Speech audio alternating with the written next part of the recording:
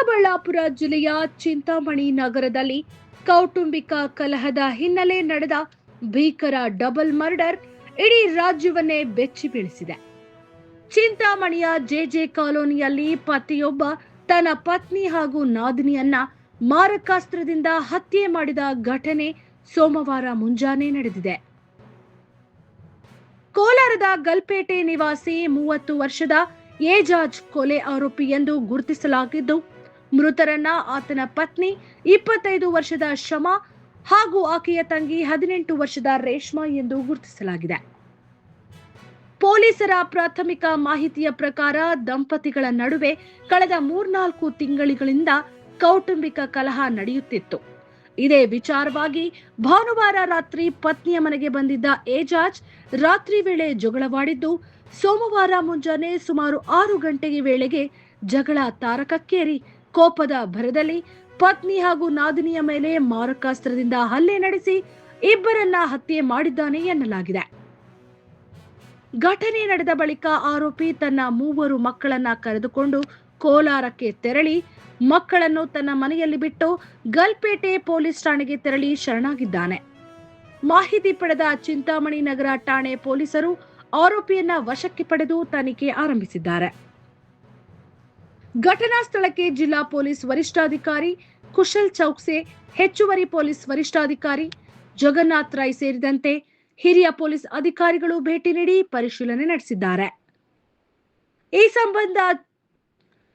ಸಂಬಂಧ ಚಿಂತಾಮಣಿ ನಗರ ಪೊಲೀಸ್ ಠಾಣೆಯಲ್ಲಿ ಪ್ರಕರಣ ದಾಖಲಾಗಿದ್ದು, ಕೊಲೆಗೆ ನಿಖರ ಕಾರಣ ಸೇರಿದಂತೆ ಎಲ್ಲ ಆಯಾಮಗಳ ಕುರಿತು ಪೊಲೀಸರು ತನಿಖೆ ಮುಂದುವರಿಸಿದ್ದಾರೆ. ಒಂದೇ ಕುಟುಂಬದ 2 ಯುವತಿಯರ ಹತ್ಯೆ ಚಿಕ್ಕಬಳ್ಳಾಪುರ ಜಿಲ್ಲೆಯ ಜನರಲ್ಲಿ ಆತಂಕ ಮೂಡಿಸಿದೆ.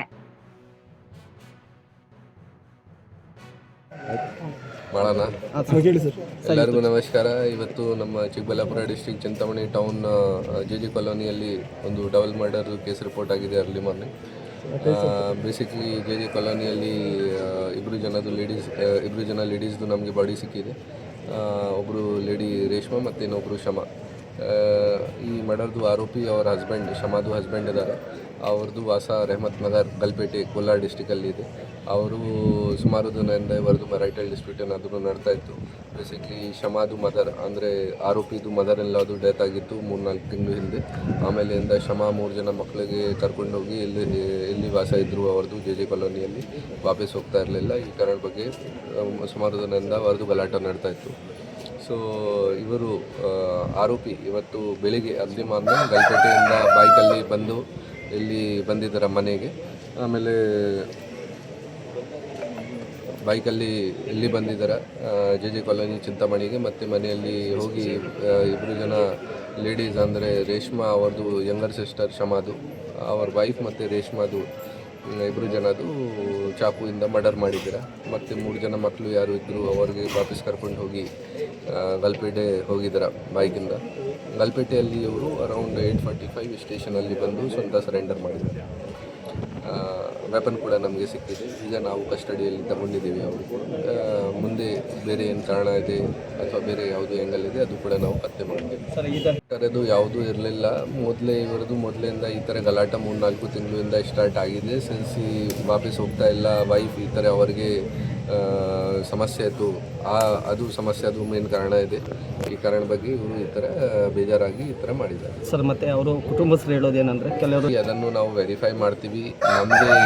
ನಮಗೆ ಯಾವುದು ಈ ಥರ ಈ ಫ್ಯಾಮಿಲಿಯಿಂದ ಏನು ಕಂಪ್ಲೇಂಟ್ ಈ ಥರದ್ದು ಬರಲಿಲ್ಲ.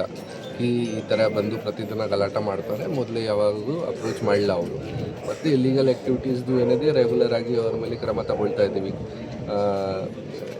ಹೆಣ್ಣೆದು ಕೇಸಸ್ ಆಗ್ತಾಯಿದೆ, ಗ್ಯಾಮ್ಲಿಂಗ್ದು ಕೇಸಸ್ ಆಗ್ತಾಯಿದೆ. ಮತ್ತು ಮೊನ್ನೆ ನಾವು ಗಾಂಜಾ ಕನ್ಸ್ಯೂಮರ್ಸ್ ಮೇಲೆ ಯಾರು ಕನ್ಸ್ಯೂಮ್ ಮಾಡ್ತಾ ಇದ್ದಾರೆ ಅಲ್ಲಿ ಸುಮಾರು ಜನ ಮೇಲೆ ಕೇಸಸ್ ರಿಜಿಸ್ಟರ್ ಮಾಡಿದ್ದೀವಿ. ಜೊತೆಗೆ ಗಾಂಜಾ ಪೆಡ್ಲರ್ ಯಾರು ಇದ್ದಾರೆ ಅವ್ರ ಮೇಲೆ ಕೂಡ ಕೇಸ್ ರಿಜಿಸ್ಟರ್ ಮಾಡಿ 3 kg ಜಸ್ಟ್ 3 ದಿನ ಹಿಂದೆ ಅವರಿಂದ ಸೀಸ್ ಮಾಡಿದ್ದೀವಿ. ಸೊ ನಾವು ರೆಗ್ಯುಲರ್ ಆಗಿ ಇಲ್ಲಿ ಆ್ಯಕ್ಷನ್ ತಗೊಳ್ತಾ ಇದ್ದೀವಿ. ಯಾವುದು ಇಲ್ಲಿಗಲ್ ಆ್ಯಕ್ಟಿವಿಟೀಸ್ ಈ ಜಾಗ ಇಲ್ಲ ಸರ್. ಚಿಂತಾಮಣಿಯಲ್ಲಿ all these incidents are not connected. ಅದು ಕನೆಕ್ಟೆಡ್ ಇಲ್ಲ, ಅದು ಸೆಪ್ರೇಟ್ ಇನ್ಸಿಡೆಂಟ್ಸ್ ಇದೆ. ಒಂದು ಮೊನ್ನೆ ಹೂವಿನ ಮಾರ್ಕೆಟ್ ಹತ್ರ ಗಾಡಿ ಪಾರ್ಕಿಂಗ್ ಮಾಡಿದಾಗ ಟೈಮಲ್ಲಿ ಒಂದು ಗಲಾಟೆ ಆಗಿತ್ತು. ಇನ್ನೊಂದು ವಾರ ಹಿಂದೆ ಒಬ್ಬರು ಲೇಡಿದು ಈ ಅಂದರೆ ಕಾಲೇಜ್ ಗರ್ಲ್ಗೆ ಏನು ಚುಡಾಯಿಸಿದ್ದಾರೆ, ಈ ಥರ ಒಂದು ಗಲಾಟೆ ಆಗಿದೆ. ಸೊ ಇದು ಇನ್ನೂ ಕನೆಕ್ಷನ್ ಇಲ್ಲ ಯಾವುದು ಥರ ಇದು. ಬಟ್ ನಾವು ಡೆಫಿನೆಟ್ಲಿ ನಮ್ಮ ಪೊಲೀಸ್ ಪೆಟ್ರೋಲಿಂಗ್ ಜಾಸ್ತಿ ಮಾಡ್ತೀವಿ. ಆಲ್ರೆಡಿ ಪ್ರತಿದಿನ ಫುಡ್ ಪೆಟ್ರೋಲಿಂಗ್ ಮಾಡ್ತಾ ಇದ್ದಾರೆ. ಸೊ ಮತ್ತೆ ಪ್ರಿವೆಂಟಿವ್ ಆ್ಯಕ್ಷನ್ಸ್ ಕೂಡ ತಗೊಳ್ತೀವಿ. ಸರಿ, ಆರೋಪಿ ಅವರು ಸರೆಂಡರ್ ಮಾಡಿದ್ದಾರೆ ಗಲ್ಪೇಟೆ ಸ್ಟೇಷನಲ್ಲಿ ಸ್ವಂತ ಬಂದು. ಅಲ್ಲಿ ಅವ್ರದ್ದು ಮನೆ ಇದೆ, ಇಲ್ಲಿಂದ ವಾಪಸ್ ಹೋದರು. ಅವರು ಗಲ್ಪೇಟೆ ಸ್ಟೇಷನಲ್ಲಿ ಸ್ವಂತ ಬಂದು ಸರೆಂಡರ್ ಮಾಡಿದ್ದಾರೆ. ಅಲ್ಲಿಂದ ನಮಗೆ ಫಸ್ಟ್ ಮಾಹಿತಿ ಬಂದಿತ್ತು ಗಲ್ಪೇಟೆಯಿಂದ. ಸರಿ, 3 ಮಕ್ಕಳಿದ್ದಾರೆ. ಅವ್ರಿಗೆ ಕರ್ಕೊಂಡು ಹೋಗಿದ್ದಾರೆ ವಾಪಸ್. ಈಗ ನಾವು ಸಿಕ್ಯೂರ್ ಮಾಡಿದ್ದೀವಿ, ಅವ್ರದ್ದು ಇಂಟರ್ಗೇಷನ್ ಮಾಡ್ತೀವಿ, ಕೇಳ್ತೀವಿ ಅವ್ರಿಗೆ ಎಲ್ಲಿ ಬಿಟ್ಟು ಹೋಗಿದ್ದೀರಾ ಅಥವಾ ಏನು ಮಾಡಿದ್ದೀರಾ, ಏನಾಗಿದೆ ಅದು ಎಲ್ಲ ಅವ್ರಿಗೆ ಇಂಟರ್ಗೇಷನ್ ಮಾಡಿ ಆದಮೇಲೆ ಗೊತ್ತಾಗುತ್ತೆ. ಮಕ್ಕಳಿಲ್ಲ ಸರ್ ಜೊತೆಲಿ ಈಗ? ಇಲ್ಲ, ಅವ್ರಿಗೆ ಮನೆಯಲ್ಲಿ ಬಿಟ್ಟು ಅವರು ಸರೆಂಡರ್ ಮಾಡಿದ್ದಾರೆ. ಓಕೆ.